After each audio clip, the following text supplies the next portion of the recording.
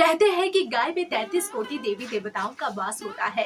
गाय की सेवा करने से सभी कष्ट दूर हो जाते हैं, जीवन में सुख समृद्धि बढ़ती है। यही वजह है कि गौ रक्षा और गौ सेवा को लेकर आए दिन लगातार जागरूकता फैलाने का काम भी किया जाता है। और इसी बीच त्रिपुरा के अगरतला में भी जगन्नाथ मंदिर में एक प्रेस कॉन्फ्रेंस का आयोजन कर गौ सेवा पर जोर दिया गया और गौ रक्षा पर भी। इसके अलावा विभिन्न मुद्दों पर चर्चा की गई। देखिए ये रिपोर्ट। हिंदू धर्म में गाय को पूजनीय स्थान प्राप्त है।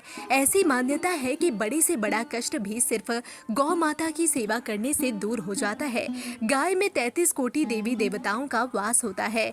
मान्यता है कि गाय की सेवा करने से जहाँ सभी देवी देवता प्रसन्न होते हैं, वहीं घर में सुख समृद्धि और अच्छे स्वास्थ्य का वरदान मिलता है। यही वजह है कि गौ सेवा को लेकर आए दिन जागरूकता फैलाने का प्रयास किया जाता है। और कुछ इसी तरह की तस्वीर त्रिपुरा के अगरतला में भी देखने को मिली, जहां शंकराचार्य स्वामी विमुक्तेश्वर आनंद जी ने आज अगरतला के जगन्नाथ जी मंदिर में प्रेस कॉन्फ्रेंस के माध्यम से गौ माता की रक्षा पर जोर दिया और साथ ही यहां कई अन्य मुद्दों पर भी उन्होंने बात की। त्रिपुरा के सम्मानित पत्रकार बंधु,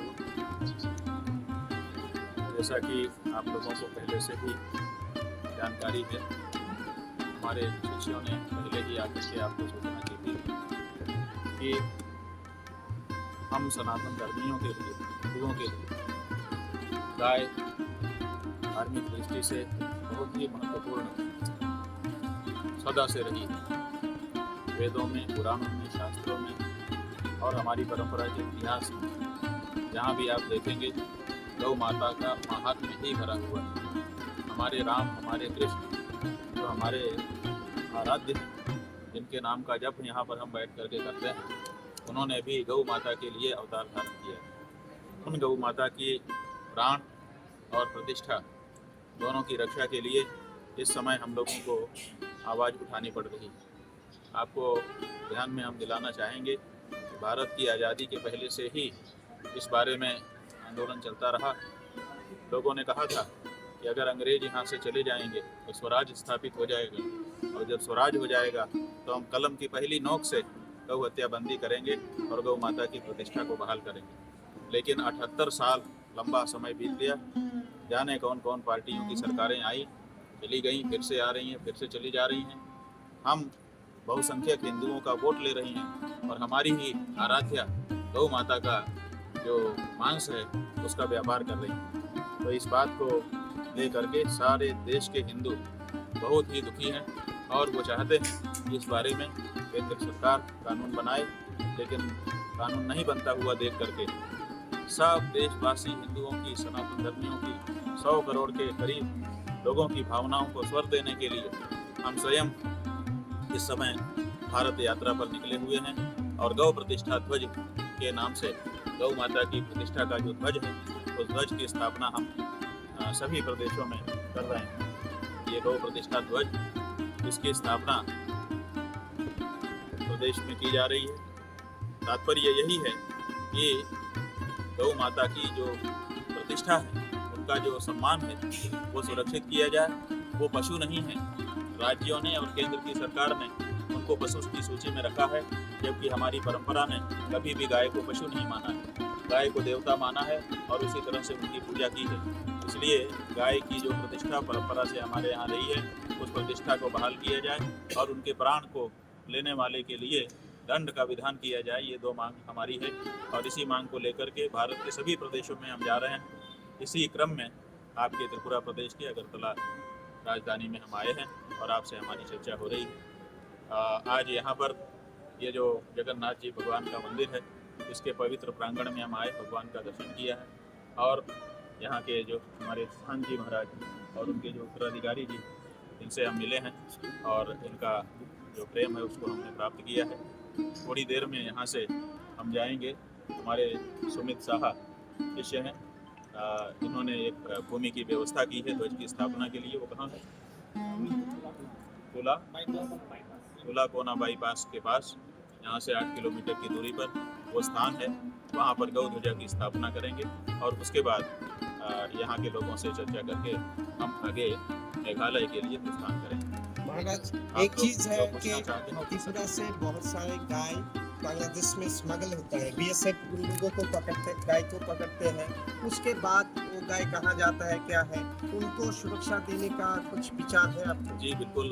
जब हम लोगों ने ये गौ प्रतिष्ठा आंदोलन शुरू किया है तो उसके पीछे उद्देश्य यही है। एक तो सरकार को हम चाहते हैं कि सरकार हमारी बात मान करके गाय के बारे में एक प्रोटोकॉल, एक कानून बनाए, उनको माता घोषित करे। और दूसरे, अपने स्तर पर, हिंदुओं के स्तर पर, बिना सरकार का पैसा लिए हम चाहते हैं कि जो हमारी गौ माता है, जो शुद्ध देशी नस्ल की हमारी वेद लक्षणा गौ माता है, जिसको हम लोगों ने रामा नाम दिया है, वो जहाँ पर भी हो उसकी खोज खबर हम लोग लें और अगर उनको कोई असुविधा है तो उस असुविधा को दूर करें।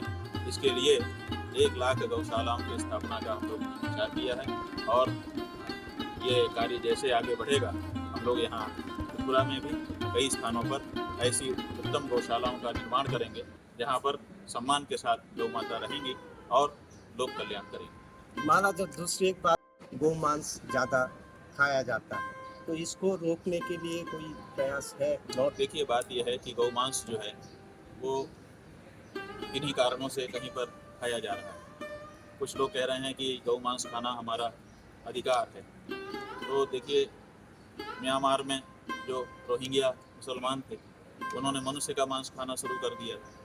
अब वो थोड़ी देर खाते रहें और उसके बाद कहें कि मनुष्य मांस खाना हमारा अधिकार है, तो थोड़े माना जाएगा। तो इसलिए सबकी भावना को देखते हुए, किसी की भावना को ठेस न पहुंचाते हुए ही हमको अपने भोजन की हैबिट को ठीक करना चाहिए। तो हम लोगों ने इस बारे में चर्चा की है और भी लोगों से हम चर्चा करना चाहते हैं।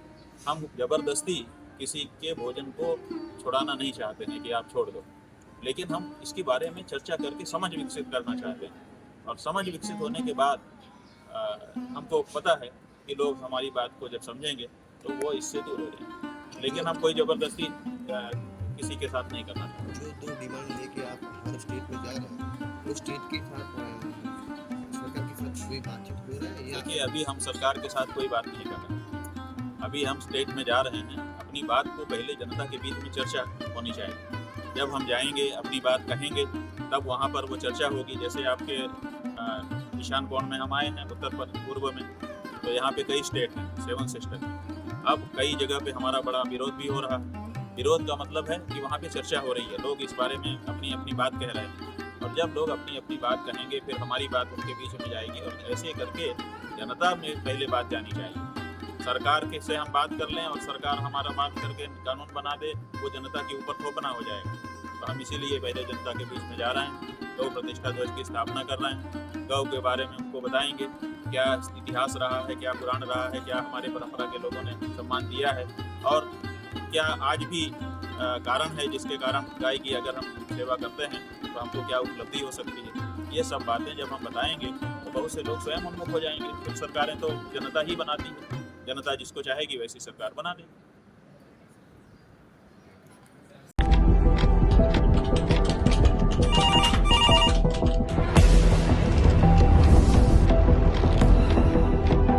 क्या?